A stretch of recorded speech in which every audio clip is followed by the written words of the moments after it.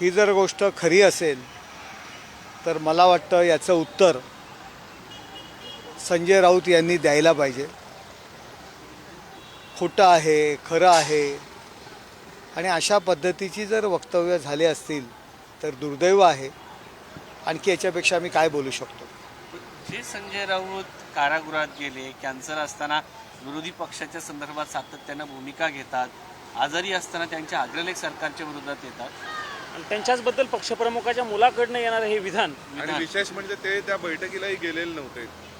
प्रियांका चतुर्वेदींनी नाराजी व्यक्त केली. या सर्व गोष्टी जर घडल्या असतील तर आतापर्यंत जो एकनाथ शिंदे साहेबांनी जे बंड केलं आणि अन्यायाविरुद्ध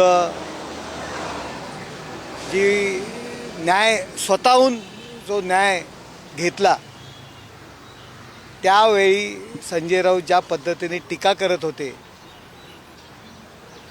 आता तीच भूमिका संजय राऊत यांनी घ्यायला पाहिजे. संजय राऊतांचं स्वागत होईल. हे बघा, स्वागत होईल, आणखी काय होईल, या सगळ्या गोष्टी बाजूला आहेत. परंतु ज्या पक्षाकरता या क्षणाला जो माणूस अख्ख्या दुनियेला अंगावर घेतोय, जे स्वतः आजारी आहेत, एका कॅन्सरसारख्या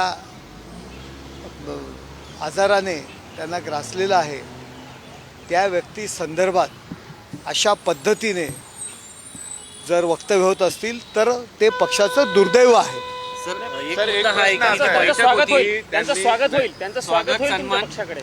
हे बघा, मला एवढंच म्हणायचं आहे की अशा जर गोष्टी घडल्या असतील तर दुर्दैव आहे, एवढंच मला म्हणायचं आहे. प्रियांका चतुर्वेदींनी त्या उद्धव ठाकरेंच्या बैठकीतूनही लवकर निघून गेल्या 10 मिनिटं आधी नाराजी व्यक्त करताना आपली, असं दिसतंय. हे वेळ अशी का आली?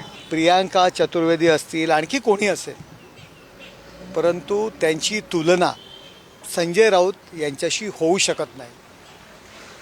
आणि अशा पद्धतीने कोणी असेल, अशा पद्धतीने जर संजय राऊत यांच्या संदर्भात ही जर भूमिका असेल तर उरल्या सुरलेल्या शिवसैनिकांनी, जे शिवसैनिक जे उरले सुरलेले आहेत त्या पक्षामध्ये, त्यांनी विचार करणं गरजेचं आहे. 2028ला ते राज्यसभेवर येणार की नाही अजून अस्पष्टता आहे. आम्ही प्रश्न फक्त त्या बैठकीला एका जागी शांत बसले होते. हे बघा, कोण नाराज कोण महाराज हा विषय नाही आहे.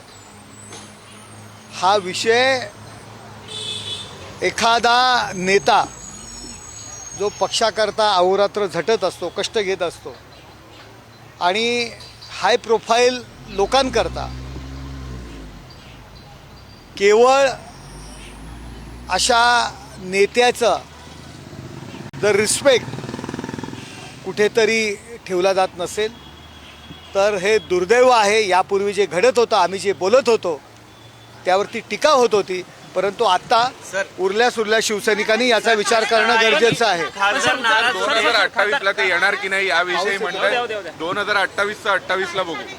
पण सर, खासदार नाराज संजय राऊत साहेब याचं उत्तर देतील. संजय राऊत याचं उत्तर देतील. पाऊस पडायला लागला.